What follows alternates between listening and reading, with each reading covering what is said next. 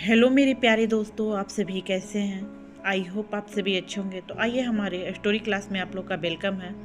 तो आज मैं लेकर आई हूँ अकबर और बीरबल की कहानी, जिसमें शीर्षक है सबसे बड़ी चीज़। तो आइए हम अपनी कहानी को स्टार्ट करते हैं। एक बार की बात है, बीरबल दरबार में मौजूद नहीं थे।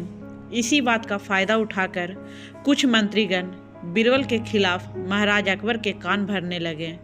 उनमें से एक कहने लगा, महाराज, आप केवल बीरबल को ही हर जिम्मेवारी देते हैं और हर काम में उन्हीं की सलाह ली जाती है।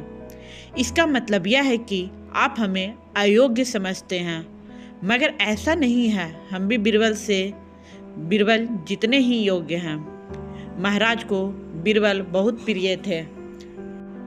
इस पर मंत्रीगणों ने राजा से इस प्रश्न का उत्तर देने के लिए कुछ दिनों की मोहलत मांगी।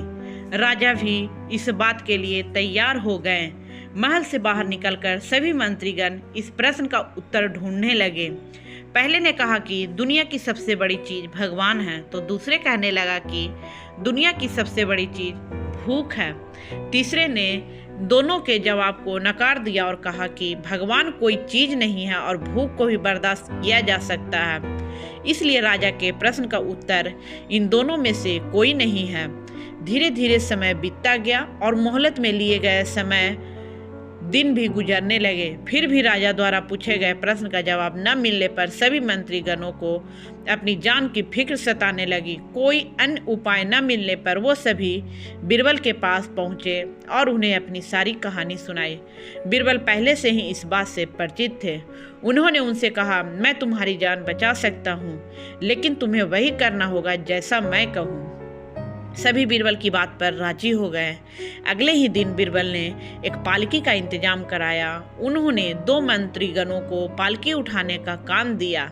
तीसरे ने अपना हुक्का पकड़वाया और चौथे से अपने जूते उठवाए। वह स्वयं पालकी में बैठ गए। फिर उन सभी को राजा के महल की ओर चलने का इशारा किया। जब सभी बीरबल को लेकर दरबार में पहुंचे तो महाराज इस मंजर को देखकर हैरान थे। इससे पहले कि बीरबल से कुछ पूछते, बीरबल खुद ही राजा से बोले, महाराज, दुनिया की सबसे बड़ी चीज गरज होती है। अपनी गरज के कारण ही ये सब मेरी पालकी को उठाकर यहाँ तक ले आए हैं। यह सुनकर महाराज मुस्कुराए बिना न रह सके और सभी मंत्रीगण शर्म के मारे सिर झुकाकर खड़े रहे। तो आइए हम बताते हैं कि इस कहानी से हमें यह सीख मिलती है कि हमें कभी भी किसी की योग्यता से जलन नहीं होनी चाहिए, बल्कि उससे सीख लेकर खुद को भी बेहतर बनाने की कोशिश करनी चाहिए। तो चलिए, ये कहानी आपको कैसा लगा हमें कमेंट बॉक्स में ज़रूर बताएं, और आपको किस तरह का कहानी चाहिए आप हमें ज़रूर बताएं, और आप लोग बताएं कि आप ऐसा कहानी लेकर आए वैसा ही लेकर आएंगे। तो चलिए, आज के लिए इतना ही रखते हैं।